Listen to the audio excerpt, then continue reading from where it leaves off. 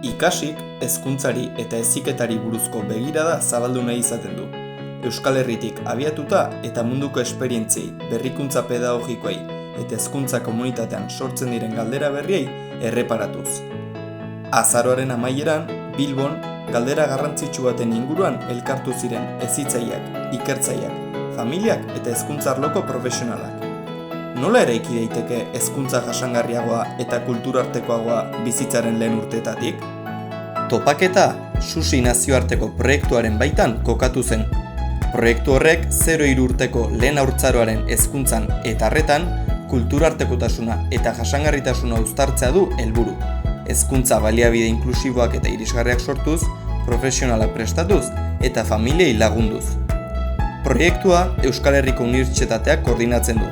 Kideon ikerketa taldearen baitan eta Euskal Herriko, Kataluniako, Italiako eta Hungariako erakundek parte hartzen dute bertan. Besteak beste, Haurreskolak Partzuergoa, La Xixa, Partners Hungary Foundation, Josfe Baroseko Haurreskolak, CSIE ETS eta naturalmente dira Bazkietako batzuk.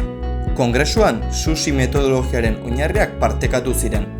Haur txikien eguneroko esperientzetatik abiatzea, zaintza erdigunean jartzea, aniztasuna aberastasun gisa ulertzea eta ingurunearekin harreman arduratsuagoa eraikitzea izan ziren landutako ardatzetako batzuk.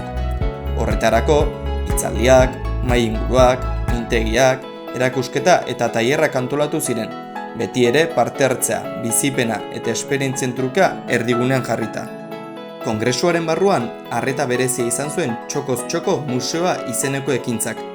Haurreskoletako esperientzia jasangarri eta kulturartekoak ezagutzeko aukera eskaini zuen jarduerak, txokoen bidez antolatutako ibilbide baten bitartez. Objektuek, materialek, irudiek eta kontakizunek hausnarketarako bidea ireki zuten. Zer leku dute haur txikien bizitzan hizkuntzek, jatorriek, naturak, komunitateak eta eguneroko zaintzek? Nola egiten zaie lekua haurreei, haien familiei eta haien kultura referentziei hezkuntza espazioetan? Txoko horietan, agerian geratu zen, lehen haurtzaroa ez dela etorkizunerako prestaketa huts bat. Bizitzaren hasiera bera da, harremanak eraikitzeko, mundu ulertzen hasteko eta elkar bizitza ikasteko garaia. Horregatik, kulturartekotasuna eta jasangarritasuna ez dira etorkizunerako kontzeptu abstraktuak. Haurreskolako eguneroko keinuetan hasten dira. Nola entzuten dugun, nola zaintzen dugun, zer material eskaintzen dugun, zer hizkuntza eta kultura aitortzen ditugun, eta aurrei munduan leku egiteko zer aukera ematen diegun.